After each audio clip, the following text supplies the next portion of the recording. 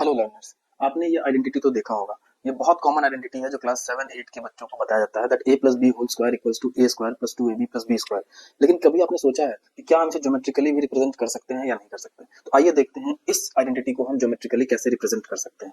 Okay, तो a plus B whole square is written, तो हम क्या करेंगे कि एक स्क्वायर बनाएंगे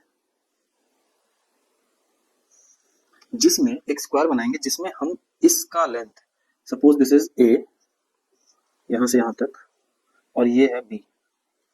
इसी तरह से ये लेंथ b होगा और ये यहां से यहां तक a लेंथ का होगा।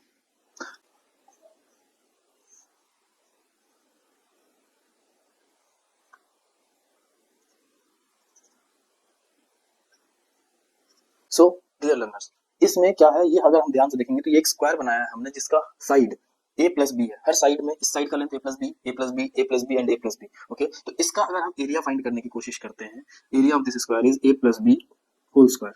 ओके, क्योंकि हम जानते हैं कि area of square is side square होता है। ओके, तो ये स्क्वायर है जिसकी side length a plus B है, तो इसका एरिया हो जाएगा a plus B whole square. Okay, now what we have to do, हम यहाँ पे कुछ कंस्ट्रक्शंस करेंगे। Construction in the sense this.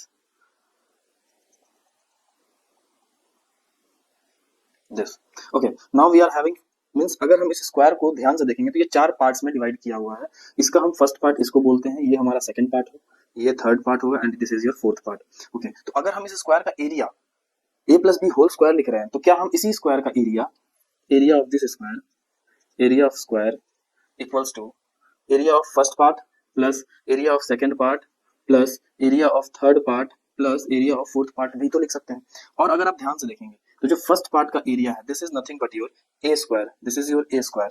Okay, this is a square plus second part का area this is nothing but a length and b breadth, तो a b, plus third part का area is b square, this is your b square, plus fourth part का area length a breadth b, so this is a B. तो यहाँ से हम देख पा रहे हैं कि a square plus b square plus 2ab, इसी को अगर हम थोड़ा सा रीअरेंज करें then you will get a square plus 2ab plus b square.